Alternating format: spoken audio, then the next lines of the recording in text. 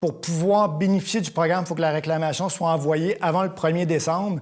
Donc, de notre côté, que ce soit l'équipe ou l'équipe de vente, on est en mesure de faire tous les approvisionnements des dispositifs que vous avez vus aujourd'hui, tant aussi longtemps que les commandes sont reçues d'ici le 27 novembre. Donc on parle de 2-3 semaines. Et plusieurs questions font surface par rapport au programme, non seulement au programme éco-camionnage, mais bien entendu, vous avez les pour et les contre et les avantages si on compare à des dispositifs Bring Your Own Device, apportez votre propre appareil. L'élément sécurité, bien entendu, étant l'élément principal. Le uptime, la fonctionnalité, dans le fond, d'avoir un dispositif qui est toujours prêt à l'emploi, qui est prêt pour les opérations de transport et qui est prêt en cas d'inspection ou de contrôle routier, qui est toujours à la disposition du chauffeur et pleinement fonctionnel pour effectuer ces opérations et les opérations en termes de conformité. Pour ceux qui font le log au niveau États-Unis, je pense que les gens en ont vu l'importance, en ont vu la priorité d'avoir un terminal chauffeur efficace et résistant aux intempéries, bien entendu, et plus important aussi, entièrement géré et supervisé.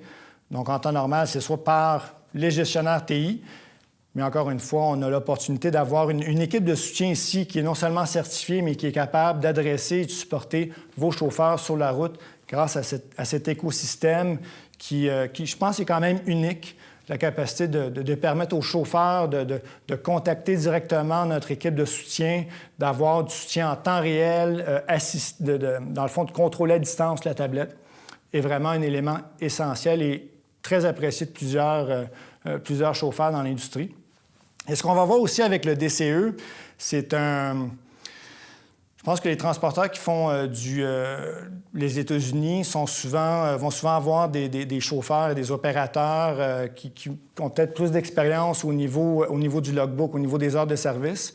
Et présentement, vont aussi avoir une équipe de soutien au niveau conformité en place ou une certaine expertise en conformité.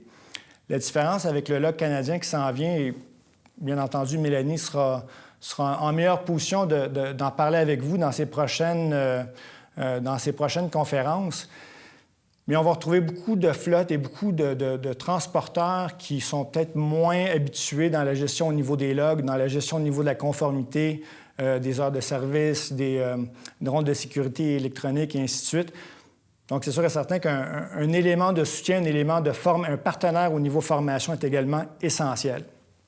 Donc, bien entendu, le programme sera revisé à la fin de l'année. De ce que nous comprenons, les terminaux chauffeurs ne seront plus éligibles à la subvention éco-camionnage. Il y aura quand même une multitude d'autres initiatives qui seront bénéfiques et qui encourageront les entreprises à assurer une conduite éco-énergétique qui fait partie justement de quelques-unes des initiatives qui font partie d'une conférence que nous ferons, je ne me trompe pas, le 25 novembre. D'ici là, bien entendu, on est là également pour vous aider dans vos réclamations, mais également au niveau financier. On est aussi conscient qu'il y a il peut y avoir plusieurs embûches dans l'adoption ou dans la transition au niveau d'équipements et de terminaux chauffeurs. Pour vous aider, que ce soit au niveau financement sous forme crédit-bail, encore une fois, quelque chose qui est accessible pour les terminaux chauffeurs. Beaucoup de clients font affaire avec notre partenaire en termes de crédit et de location financier qui est BGL. Donc, à ce moment-là, ça vous permet de répartir votre acquisition sur une période de 3 ans ou même 5 ans au besoin. Et à ce moment-là, ça rend l'acquisition et l'investissement un petit peu moins d'impact initialement. Et en plus, ceci nécessite confirmation parce qu'on avait ce programme-là en place dans les dernières semaines, mais avec la situation actuelle, notre partenaire au niveau financement, je pense aussi à un programme d'allègement pour les 3 premiers mois de financement lors de l'acquisition d'équipements technologiques. Et il ne faut pas aussi penser que parce que vous avez encore un engagement avec votre fournisseur actuel au niveau dispositif ou tablette ou quoi que ce soit, qu'il ne faut pas embarquer sur l'opportunité éco-camionnage. Au niveau des frais de résiliation, des pénalités, on a également des documents et des simulateurs, dans le fond, qui vous met en chiffres les bénéfices de tout ce qu'on a parlé aujourd'hui, de tous les avantages. Donc, les avantages sont quand même très nombreux, ils ont une énorme valeur financière pour une flotte de transport, autant pour le chauffeur que pour la flotte au complet sur une longue période de temps. Mais ce qui est important de retenir, c'est que la portion, par exemple, si vous faites l'adhésion au terminaux chauffeur aujourd'hui, vous avez encore des frais au niveau pénalité ou des frais de conversion, peu importe. À ce moment-là, il y a également des programmes pour vous aider, pour absorber et pour, dans le fond, répartir les frais liés à tout ce qui est frais de conversion. Encore une fois, l'objectif n'est pas de remplacer un téléphone cellulaire ou un téléphone intelligent de vos chauffeurs, que ce soit personnel ou affaires. L'objectif est vraiment d'offrir aux clients, aux chauffeurs, surtout un environnement sécurisé, unifié et entièrement géré par votre fournisseur télématique et votre fournisseur en conformité, ce qui est vraiment la clé du succès d'une adoption de logbook électronique réussite, joint bien entendu avec notre élément de formation. Roadmap, donc en conclusion, on a plusieurs initiatives présentement qui se travaillent, plusieurs éléments qu'on peut discuter et qu'on peut s'avancer ici. L'expérience d'aujourd'hui est vraiment une expérience unique pour nous. Je suis certain que mes collègues, les gens comme Mélanie, qui ont beaucoup plus d'expérience à faire ce type d'événement, va réussir beaucoup mieux que moi j'ai fait aujourd'hui, étant donné que c'est une première expérience, mais avec la pratique, on va s'améliorer. Donc, premier élément, on va faire des conférences web sur une base au minimum à toutes les semaines, cédulées idéalement à tous les mercredis. On fait ça pendant l'heure du lunch. De toute façon, présentement, les gens qui sont en zone rouge, c'est pas comme si on peut aller se faire un petit resto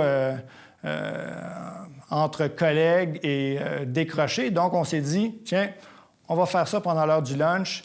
Les gens peuvent nous écouter pendant qu'ils mangent leur lunch confiné, que ce soit de chez eux en télétravail ou que ce soit du travail dans un environnement à 2 mètres de distance de vos collègues. Première conférence web à venir, lundi prochain.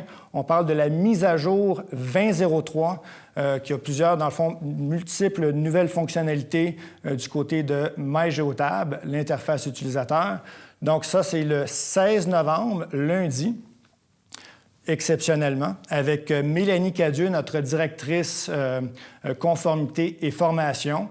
Une formation également qui sera accessible par la suite sur YouTube et accessible, bien entendu, à même votre portail client Atrix. Par la suite, mercredi prochain, donc quelques jours après la conférence, le webinaire de Mélanie, on aura Louis-Philippe qui discutera du checklist nécessaire en ce qui concerne les opérations de neige et tout ce qui est un petit peu plus technique, mais tout ce qui est connexion IOX, donc que ce soit au niveau connectivité auxiliaire, connectivité des systèmes de gestion d'épandage, gestion des pelles, gestion des opérations de neige en général, et également toutes les autres périphériques qui peuvent être connectés au dispositif Geotab. Donc, pas nécessairement, je pense, pour le transport, mais plus pour tout ce qui est enlèvement de déchets, entreprises en déneigement, construction, tout ce qui est également au niveau des camions très spécifiques avec des systèmes auxiliaires. Et le 25 novembre, je me représente devant la caméra pour discuter, pour refaire dans le fond une conférence que j'ai eu l'immense plaisir de faire devant l'audience de Propulsion Québec, la grappe industrielle au niveau électrification du transport. Et je vais vous parler de électrification commerciale de flotte, les défis et les opportunités, comment préparer sa transition énergétique. C'est quand même un sujet et je pense que les camions électriques s'en viennent, c'est inévitable. même dans les prochaines semaines, plusieurs produits seront probablement déjà sur la route, que ce soit les camions du côté de chez Packard, Kenworth, Peet, ont un modèle classe 6 et 7 qui va être sur la route très prochainement. Également, Lion, bien entendu, comme vous avez suivi dans les nouvelles, entreprise exceptionnelle qui aura également prochainement plusieurs camions, bien entendu, sur les routes, également qui ont déjà un excellent, qui domine dans le fond l'industrie de l'autobus scolaire et plusieurs modèles électriques également dans le transport de personnes. Donc, c'est vraiment des technologies qui n'arriveront pas dans 5 ans. C'est des technologies qui arrivent très prochainement, qui arrivent maintenant. Et l'objectif, c'est qu'il faut, je pense, se prendre à l'avance pour préparer notre électrification, savoir quel équipement on va vouloir acquérir, quel équipement sera bénéfique, quel équipement le sera moins.